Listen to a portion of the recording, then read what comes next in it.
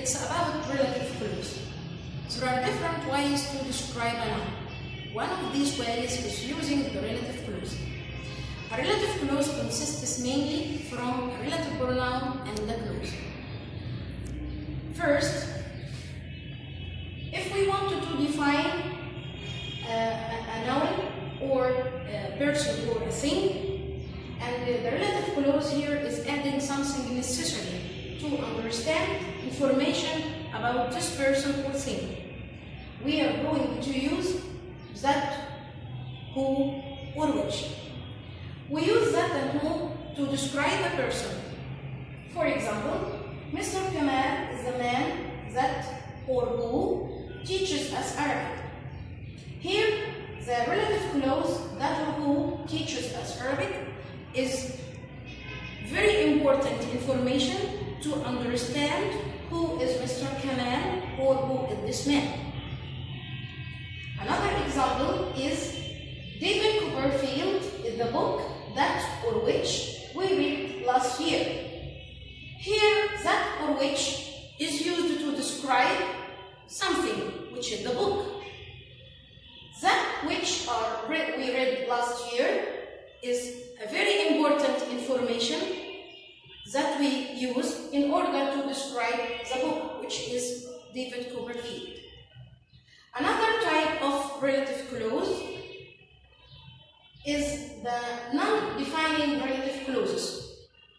This kind of clause, it adds something extra to the noun we are going to describe. So here the information is not very important, but it's just extra information. For example, Mr. Kamal, who teaches us Arabic, lives in Cairo. Here we are adding extra information about Mr. Kamal. As you see, we are using the relative clause, but here the relative clause is put between commas. Why?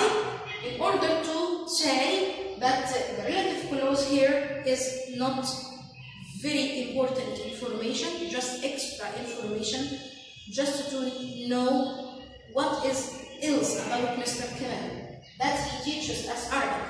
But the main sentence is Mr. Kamal lives in Cairo. Another example is David Copperfield, which we read last year, is a very interesting book.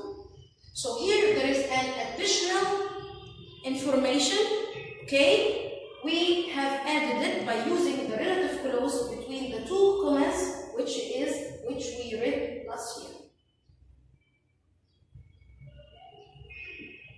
So if you notice that who referred to person, but which referred to things, that could be used in order to replace who or which.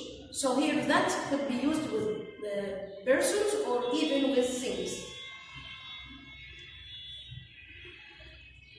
Another relative clause is where. We use where with describing places. For example, that is the shop where my brother works. So here we want to describe the shop. We use where as a relative pronoun in the relative clause, which is where my brother works. That is the shop which my brother works in. Here we used the same relative clause in order to describe the shop, but with a modification. We used which, because which could be used also in order to describe a place. But notice, with where relative clause, we did not use the preposition in, but here with which we used in. So be careful when you are going to describe a noun which is a place with where, do not use a preposition, but with which you have to.